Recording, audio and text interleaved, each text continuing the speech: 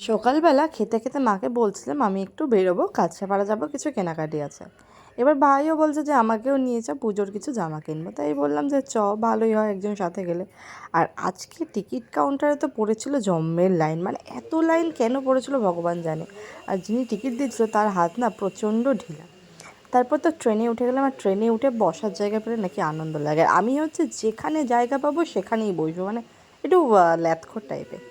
আর এই মার্কেটটায় আমার কোনো কাজ না থাকলেও আমি যাবই, আর কোনো কাজ না থেকে আমি গিয়েও আমি আমার পয়সা খসাবই, কারণ কিছু না কিছু পছন্দ হবেই।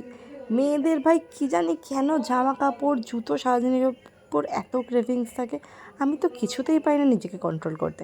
যাই হোক, ওই মার্কেটে আমার একটা কাজ ছিল, দিদির জন্য একটা জুতো নিয়েছিলাম। তারপর চলে এসেছিলাম স্টাইল বাজার। ওই মার্কেটের একদম সোজাসুজি ভাই নিচ্ছিল এখান থেকে কিছু ড্রেস। আর ভাইকে আমি পছন্দ করে দিয়েছিলাম এই ড্রেসটা, একটা হোয়াইট পাইন দিয়ে, ওকে সত্যি ভীষণ ভালো লাগছিলো। আর আমি নিয়ে নিয়েছিলাম এই মাইসেল ওয়াটারটা, জানি না কীরকম হবে, ট্রাই করে দেখি, তারপর তোমাদের সাথে রিভিউ শেয়ার করব। তা সেখান থেকে বিল করে যাওয়ার পরে দেখলাম এখানে 3টে ফেস ওয়াশ দিচ্ছিলো মাত্র 169 করে। জানি না ফেস ওয়াশগুলো কেমন হবে, এই মুহূর্তে যেহেতু আমার কাছে স্টকে আছে তাই আর নিলাম না। এই ফেস ওয়াশগুলো আমি কেমন ইউজ করি জানো তো, যখন মেকআপটা তোলার হয় তখন তো ডাবল ক্লিনজিং করতে হয়, তখন ওটা ইউজ করি। তারপর একটা দোকানে গিয়ে অনেকক্ষণ বসেছিলাম, দোকানদার কাকু তো আসেই না। তারপর কাঁচরাপাড়া যাবো, লস্যি খাবো না তাই হয়, লস্যি খেয়ে বাড়ি চলে এলাম।